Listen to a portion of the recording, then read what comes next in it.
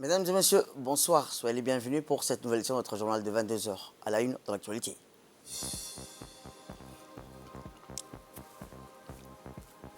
À la une dans l'actualité nationale, Djibouti-Maroc.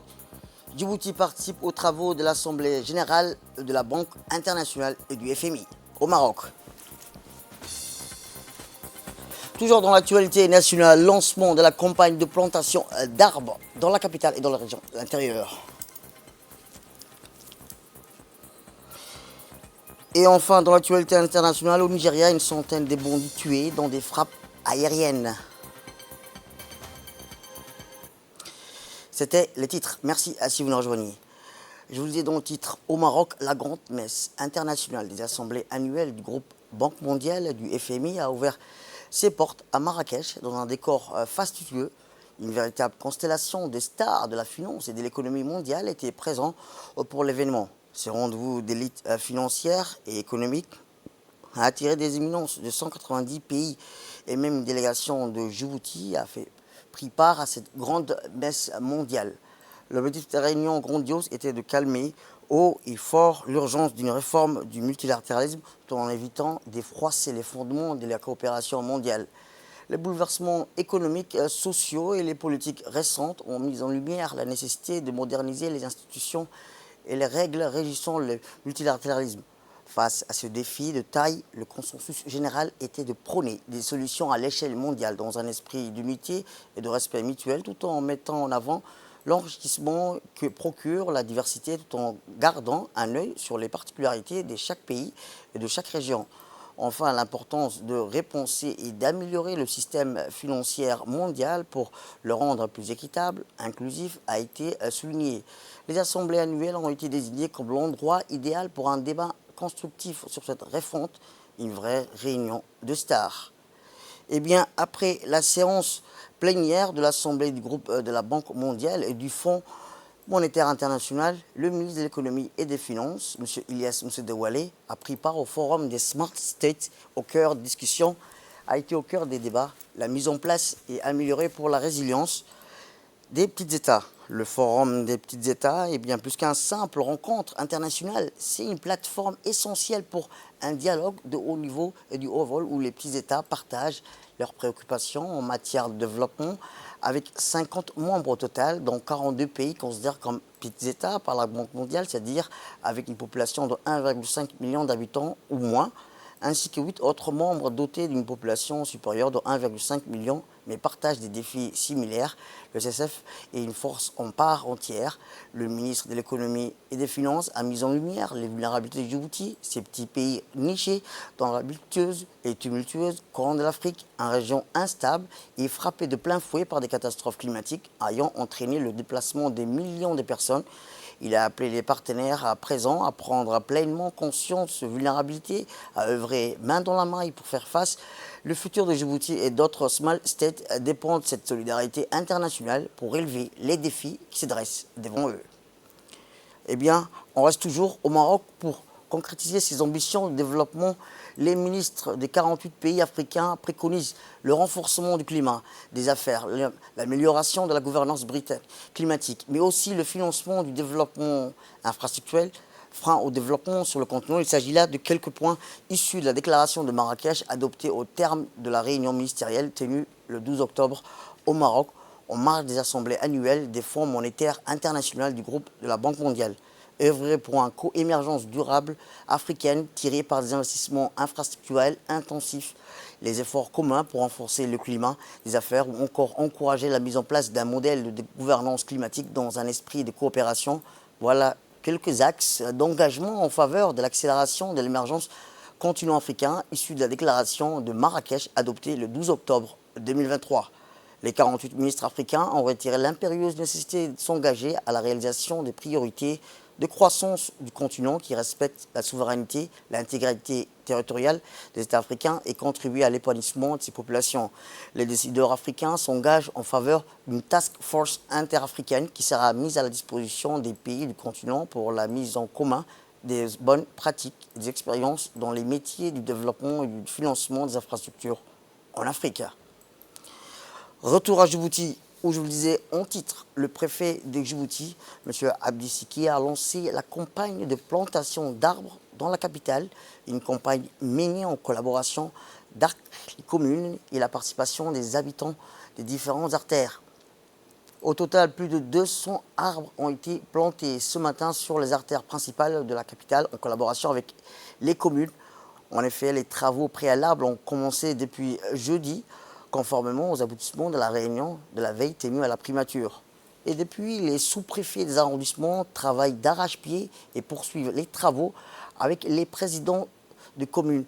Pendant 3 jours consécutifs, les voies et moyens nécessaires ont été mobilisés par la préfecture de Djibouti-Ville pour mener à bien les opérations de plantation de ces 200 arbres. Ces opérations de plantation ont été effectuées comme suite. 30 arbres ont été plantés aux alentours du terrain à Ouled, dans la commune de Razdika. 100 arbres ont été plantés dans la commune de Blaus, dont 50 à l'avenue Nasser, 50 sur la route de Nelson Mandela. 70 arbres ont été plantés sur la route de Doralé, dans la commune de Balbala.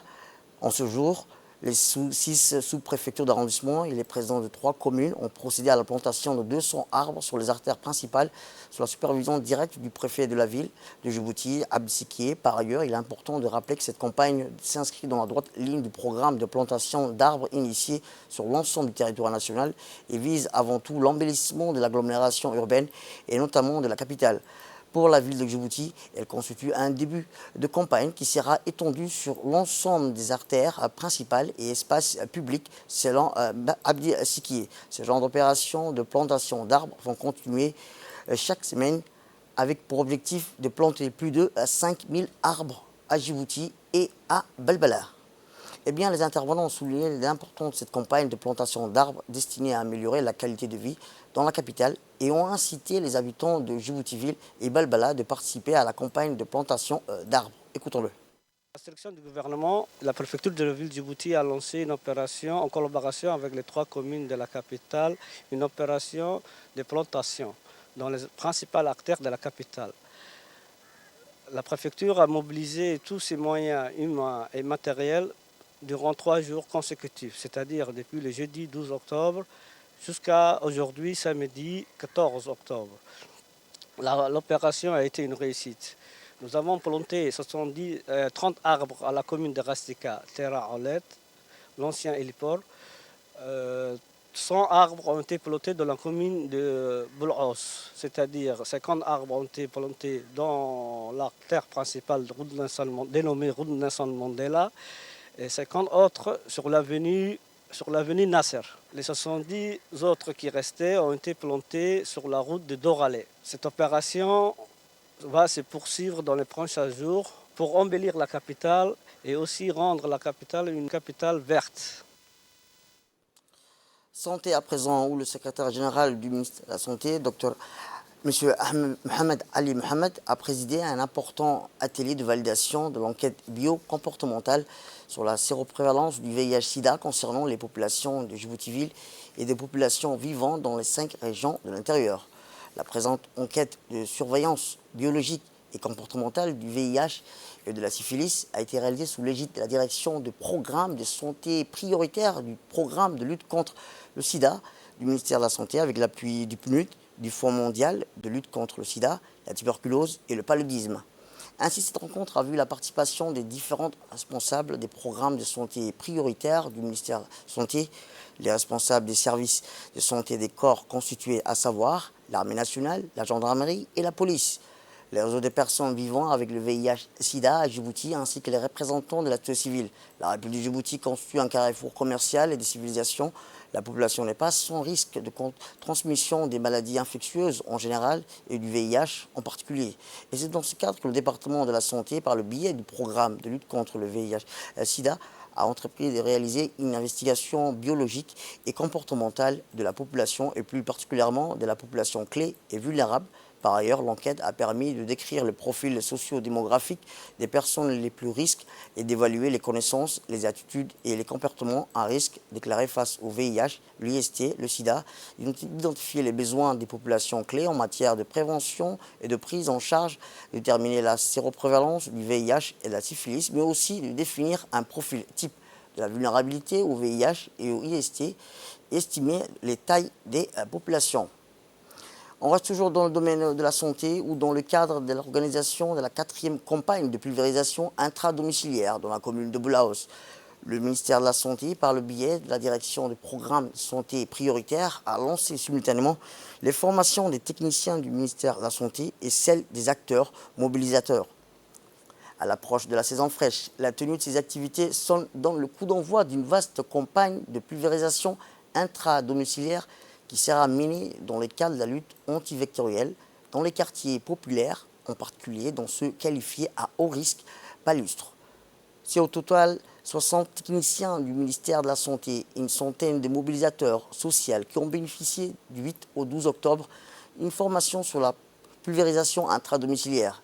Il s'agit là donc de la 4e campagne que le département de la Santé a réalisée depuis l'introduction de cette nouvelle technique de lutte antivectorielle qui a déjà fait ses preuves et dont l'efficacité a été attestée et reconnue par les communautés elles-mêmes. En effet, dans un premier temps, cette campagne de pulvérisation intradomiciliaire va concerner les quartiers ciblés comme étant des zones à haut risque palustre, avant de s'étendre vers les autres communes de la capitale et dans les prochaines années. Comme son nom l'indique, cette nouvelle technique de pulvérisation intradomiciliaire consiste à enduire les murs intérieurs des maisons par un acide indolore et inodore qui agissent comme répulsif contre les insectes et les moustiques pour une efficacité de plus de 7 mois.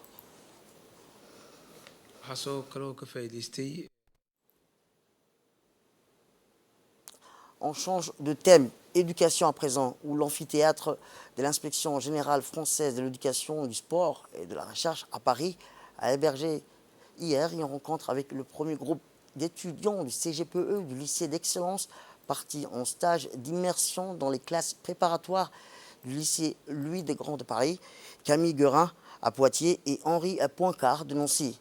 Cet important événement, organisé sous un format présentiel et virtuel, s'inscrit dans le cadre de la coopération bilatérale et djibouto-française et le développement du CGPE du lycée d'excellence.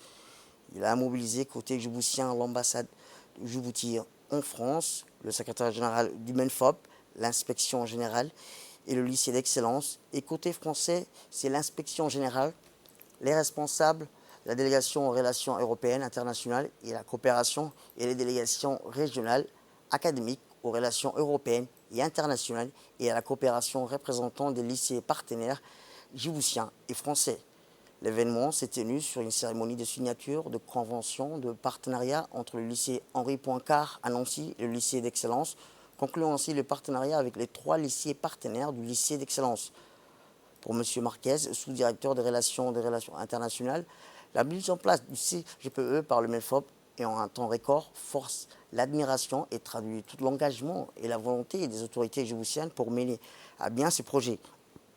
L'inspection générale française qui a organisé cet événement était largement représentée par Mme Sophie Tardy, inspectrice générale responsable au pôle des affaires internationales, qui a coordonné l'organisation de l'événement et a souligné dans un mot d'accueil le caractère inédit de ces stages d'immersion et de cette rencontre des jeunes étudiants avec l'IG français qu'elle a qualifié de grande première. L'ambassade de Djibouti en France, représentée par son premier conseil, a salué cette belle coordination, exprimé le souhait que cette collaboration entre les 2 ministères puisse permettre la poursuite d'études de ces étudiants dans les grandes écoles françaises. Et enfin, le secrétaire général du MENFOP et l'inspectrice générale ont rappelé l'importance que revêt le CGPE pour la République de Djibouti. Ils ont renouvelé leurs remerciements aux responsables du ministère français de l'Éducation pour tout l'encadrement apporté dans la mise en place de cette filière d'excellence.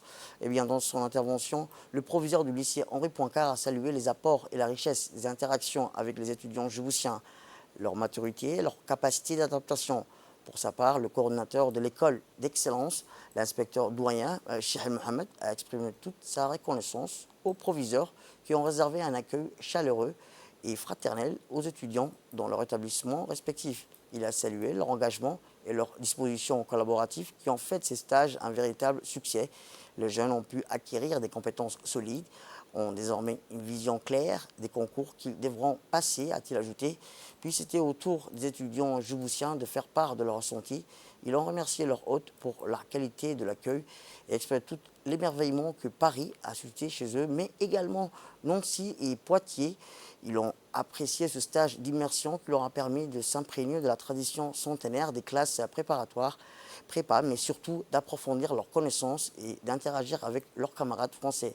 Ils ont interrogé l'IG sur toutes les questions ayant trait au concours et modalités d'accès aux grandes écoles, sur leur poursuite d'études, les débouchés inhérents à leur spécialité, la place de l'arabe et de l'anglais dont les concours ont pu participer à ces interactions à distance. Le second groupe d'étudiants qui sera à son tour en stage d'immersion commencera le 14 au 21 octobre 2023. Les inspecteurs généraux français, après une présentation de la particularité et des débouchés, ont répondu à toutes les questions posées par les étudiants djiboutiens qualifiés des pionniers. Ils ont nourri les échanges informations pratiques sur la passation des concours et des recommandations et des conseils. Ainsi, concernant le débouché des GPE, en fonction des spécialités, peuvent ouvrir la voie à une carrière internationale, notamment dans l'essor des technologies. Pour les scientifiques, pour les littéraires, la tendance étant une spécialisation dans les domaines des médias aux égards de la créativité et aux compétences rédactionnelles dont ce public jouit. Autre actualité dans ce 22 heures, c'est aussi le ministère du Commerce et du Tourisme, en collaboration avec l'Organisation mondiale du commerce, qui avait organisé la clôture de l'atelier auto-évaluation qui a débuté le 8 octobre et s'est clôturé le jeudi dernier à l'hôtel Kempinski. Rappelons que cet accord entre en vigueur en février 2017 et vise à simplifier et à harmoniser les procédures douanières et administratives à l'échelle mondiale. Son objectif ultime est de réduire les coûts et les délais associés au commerce international, facilitant ainsi la circulation rapide et efficace des marchandises à travers les frontières. Cette réduction des obstacles au commerce est essentielle pour la croissance économique, la création d'emplois et le développement durable de notre région en général et de notre pays en particulier. Cette clôture de l'atelier a vu la présence des cadres plutôt du ministère du Commerce et du Tourisme, des experts de l'OMC, les membres du comité national de facilitation des échanges. De sécurité sanitaire, les mesures sur lesquelles a travaillé le groupe proviennent de la volonté commune de Djibouti et du COMESA, et ce, dans le cadre de la facilitation des échanges entre les États membres du COMESA. Et naturellement, avec la vision globale des accords de l'OMD et de l'OMC. Eh bien, le consultant de l'OMC a souligné que l'accord sur la facilitation des échanges constitue une des priorités de la politique commerciale et la réussite d'une telle activité jouera un rôle essentiel par rapport aux engagements pris au niveau régional et continental. L'objectif de cette mission, c'était à la demande de la République de Djibouti afin de pouvoir mettre en œuvre l'accord sur la facilitation des échanges, qui est un accord très important, un accord que Djibouti a ratifié.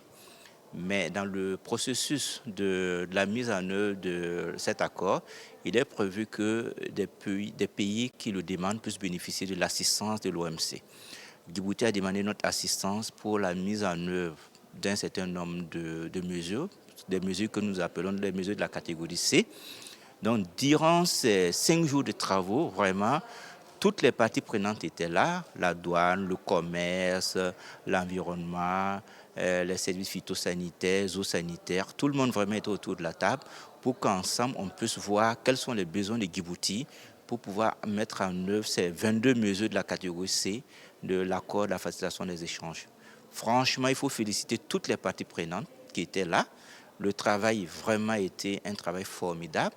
Les résultats sont appréciables et donc Djibouti pourra tranquillement alors notifier les mesures de la catégorie C très bientôt.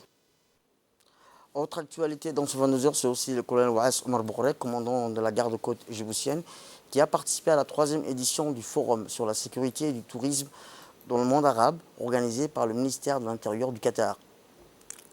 Cette réunion a permis à tous les acteurs du secteur touristique dans le monde arabe de partager leur expérience en matière de sécurité du tourisme dans le but de soutenir le développement de ces secteurs qui représentent pour une opportunité pour la croissance économique. Le colonel Waas Omar Bourré a eu l'occasion, entre autres, durant ce forum, de rencontrer et de s'entretenir avec M. Bandar bin Fahd Al-Faïd, président de l'Organisation du tourisme arabe. En marge de sa participation à ce forum, le commandant de la garde-côte a saisi cette opportunité de sa présence au Qatar pour rencontrer en compagnie de l'ambassadeur de la République de Djibouti au Qatar, M. Daïb Doubet Roble, de hauts responsables qatariens. De plus, le colonel Waïs Omar Bourré a pu discuter avec le général de division Nasser Djabor, directeur général des gardes-côtes de la sécurité des frontières du Qatar, en mettant l'accent sur le renforcement de la collaboration et de la coopération entre les deux institutions. Les domaines clés de coopération identifiés incluent le partage d'expertise et d'expérience et la formation. Et enfin, le commandant de la garde-côte djiboutien a eu des entretiens avec le général de division Abdallah bin Hassan, commandant des forces maritimes du Qatar, au cours duquel les deux parties ont discuté des moyens de renforcer les relations bilatérales dans le domaine de la sécurité maritime, de la coopération entre leurs institutions respectives.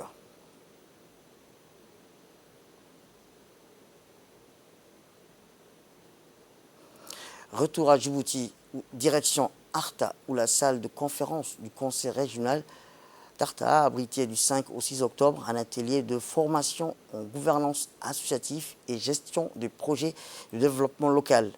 C'est sous le haut patronage du président de la région d'Arta, M. Elmebouh, en présence du président de l'ONG PLA, que cette formation a été spécialement conçue pour bénéficier aux associations de la région d'Arta, membres de l'ONG, du Forum Associations et Organisations non gouvernementales. Elle s'inscrit là, a-t-il dit le président du conseil régional d'Arta, dans le cadre de la mise en œuvre du projet de structuration et de renforcement des capacités techniques, de plaidoyer, de communication et de partenariat djiboutien dans les thématiques sectorielles de l'eau, de l'assainissement et de la sécurité alimentaire. Cette initiative a été rendue possible grâce à l'effort conjugué du consortium ONG PLA, IRICA, dans le cadre du PASOC, du ministère de l'économie et des finances. Elle a été financée par l'Union européenne. Elle a été entièrement assurée par une expertise nationale compétente. Le président du conseil régional, Elmebouh, a félicité le consortium ONG PLA. IRICA a apporté un soutien efficace à cette initiative, démontrant ainsi l'engagement des autorités locales en faveur du développement local durable de la région. Cette formation a revêtu une importance capitale pour les associations locales en leur offrant l'opportunité de renforcer leurs capacités en gouvernance associative et gestion des projets de développement local qui les a permis. Direction le Sud, où l'ambassadeur du Japon à Djibouti a présidé la cérémonie d'inauguration du projet de construction des citernes enterrées à Kalamo, dans la région de Dikil, initiative soutenue par le gouvernement japonais dans le cadre du financement aux micro-projets communautaires. L'ambassadeur du Japon a été chaleureusement accueilli à la préfecture de Dikil et par le préfet de Dikil, Hassan Abdiroble, en présence du président du conseil régional et du chef du détachement de la police de Dikil. Et bien, par la suite, la délégation s'est dirigée vers le site de la cérémonie d'inauguration, où l'arrivée sur le site, la population locale ainsi que l'association sportive et culturelle des jeunes de Kalamo, porteurs du projet, ont réservé un accueil le plus chaleureux. Le projet de construction de ces citernes enterrées, financé par le Japon, couvre les localités de Riblé, Barkale, Kalamo, dans la région de Dikil. Cette initiative permettra à 87 ménages, soit environ 470 bénéficiaires, d'avoir un accès plus facile à l'eau potable, améliorant ainsi les conditions de vie de la communauté rurale.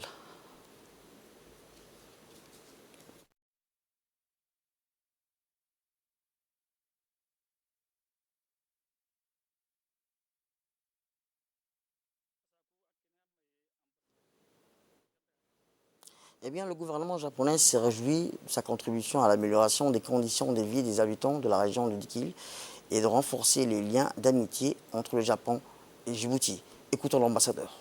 C'est avec un immense plaisir que je prends part parmi vous à cette cérémonie d'inauguration du projet de construction des citernes enterrées à Galamo dans la région de Dikil. Ce projet a été appuyé par le Japon dans le cadre du financement aux micro-projets communautaires avec un montant d'environ 15,5 millions de francs djiboutiens. Il a servi à la construction des citernes enterrées dans les localités d'Ibirle-Af, de Barkarle-Galamo et de Koedo dans la région de Dikil, permettant ainsi aux 87 ménages, soit environ 470 bénéficiaires, d'avoir accès à l'eau à proximité. Je souhaite tout d'abord féliciter l'association sportive et culturelle de la jeunesse de Galamo, qui est le porteur de ce projet. La réalisation de ces 3 citernes enterrées doit en grande partie aux efforts déployés par cette association qui a répondu aux exigences techniques et procédures requises dans le cadre du dit programme de financement. Ensuite, je voudrais exprimer ma profonde gratitude à l'endroit du préfet de la région de Dikil, ainsi que le président du conseil régional, pour leur appui administratif et leurs précieux conseils dans le but d'assurer la bonne mise en œuvre du projet. Mes chaleureux remerciements vont également au ministère de l'Agriculture, de l'eau, de la pêche, de l'élevage chargé des ressources hydrauliques pour leurs appuis techniques en termes de la conception des infrastructures ainsi que la création et la formation de comités de gestion qui seraient responsables de l'entretien de ces citernes entrées. Eh bien, voici les propos du préfet de Dikil après la cérémonie.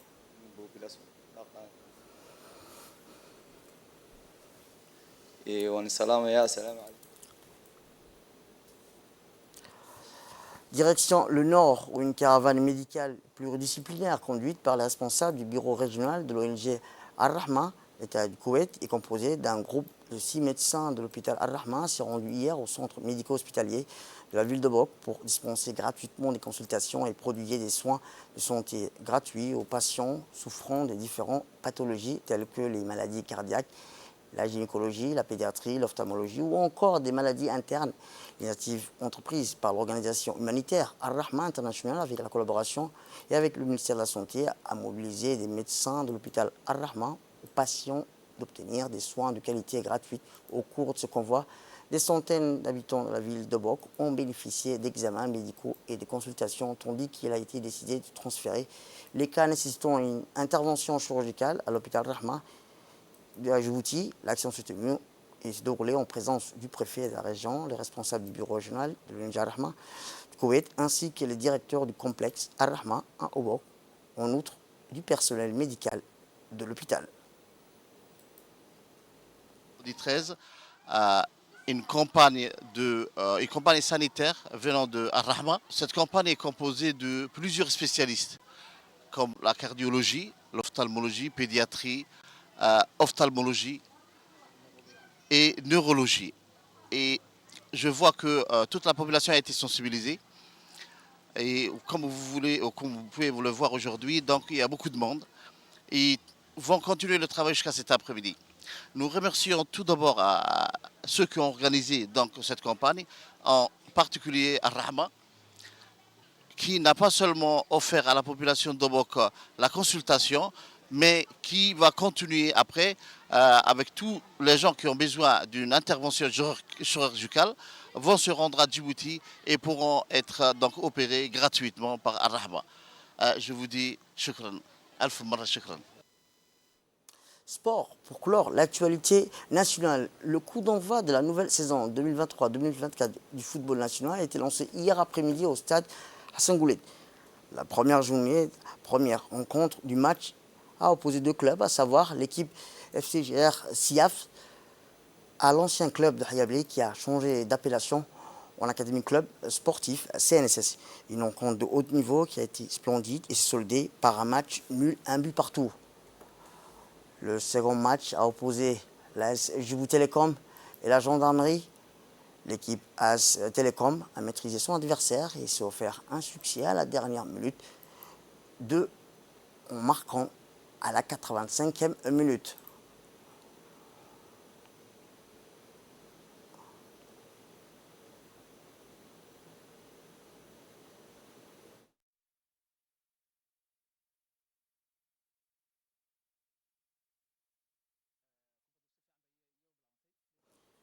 Régional à présent, aujourd'hui, nous sommes le 14 octobre 2023. Eh bien, jour pour jour, il y a 6 ans, dans ce carrefour situé dans un quartier populaire de Mogadiscio, des attentats à la bombe ont fait près de 600 morts et moins de nombreux blessés. Même si le lieu ne porte plus aucun signe de cette attaque, les survivants ont eu sont marqués à vie. Une journée triste pour le peuple somalien. C'était en 2017. quelle était la situation générale de cette période, comment la situation a évolué depuis et dans quelle situation se trouve la Somalie aujourd'hui. Eh bien, en 2007, la population était aux prises avec une sécheresse et une pauvreté généralisée. Et en plus du massacre, de l'extorsion économique, on peut dire que les Somaliens avaient des grandes difficultés il y a 6 ans. La principale activité en Somalie consistait à tailler des pierres sur les routes importantes de la capitale. De nouvelles troupes étaient formées pour sauver la nation en 2007.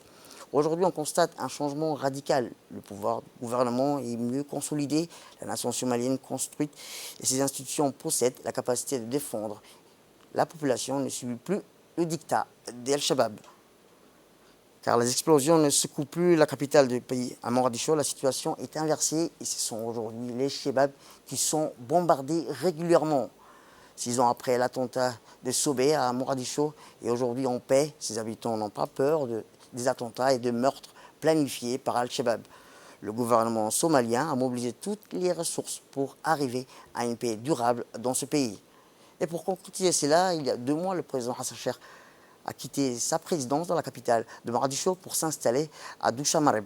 Le gouvernement du président a établi un programme qui décrit un plan de guerre visant à éliminer tous les terroristes Al-Shabaab du pays dans un court et laps de temps afin que le peuple somalien puisse trouver la paix et la stabilité, car beaucoup d'entre eux ont été opprimés. Et dans l'actualité internationale, au Proche-Orient, une semaine après l'attaque palestinienne, les frappes de l'armée israélienne sur Gaza se poursuivent de plus en plus fort. La guerre a déjà fait plus de 3000 morts et des milliers de déplacés de 2 côtés. Des milliers de Palestiniens fuient à travers les rues dévastées de la ville de Gaza, espérant trouver refuge plus au sud, au sommet, où l'armée israélienne se prépare à une offensive terrestre à Gaza. Ce n'est que le début des opérations israéliennes à Gaza, a prévenu vendredi le Premier ministre Benjamin Netanyahu au 7e jour de la guerre. L'armée israélienne a aussi annoncé vendredi et avoir également mené des incursions au sol. Les Palestiniens vivaient depuis des décennies sous l'oppression israélienne, notamment en Cisjordanie, dans la bande de Gaza, où le blocus persiste depuis 2007. Aujourd'hui, Gaza est bouclé par un blocus total. De même, les mesures punitives collectives, l'arrêt de l'approvisionnement de Gaza totalement bouclé, une violation du droit de l'homme et international. La paix et la stabilité dans la région passent par la connaissance et la reconnaissance des droits des Palestiniens et l'arrêt de l'occupation. Par ailleurs, le Conseil de sécurité s'est réuni en urgence hier soir à New York et des résolutions appellent à un cessez-le-feu immédiat à Gaza. Et je vous ai dans le titre, au Nigeria, une centaine de bandits tués dans des frappes aériennes. Des frappes aériennes menées mardi par l'armée nigériane ont fait une centaine de morts parmi les éléments d'un groupe criminel armé dans le nord-ouest du Nigeria, région en proie aux violences dues aux gangs des bandits. L'armée de l'air nigériane a officiellement confirmé vendredi avoir effectué des bombardements dans l'état de Zamfara, mais n'a pas donné de détails sur le nombre de personnes tuées. Le nord-ouest et le centre du Nigeria sont depuis des années en proie aux violences des bandits qui font des incursions dans des villages isolés où ils tuent et enlèvent des habitants pour obtenir une rançon et brûlent les maisons après les avoir pillées. Les avions de combat ont mené des frappes aériennes sur les bandits. Je suis sûr qu'une centaine ont été tués et près le double ont été gravement blessés, a déclaré un officier militaire impliqué dans l'opération. C'est tout pour cette édition. Merci à vous de nous avoir suivis. Restez avec nous. Voici nos programmes télévisés. Le programme continue sur Télé Djibouti, bien sûr.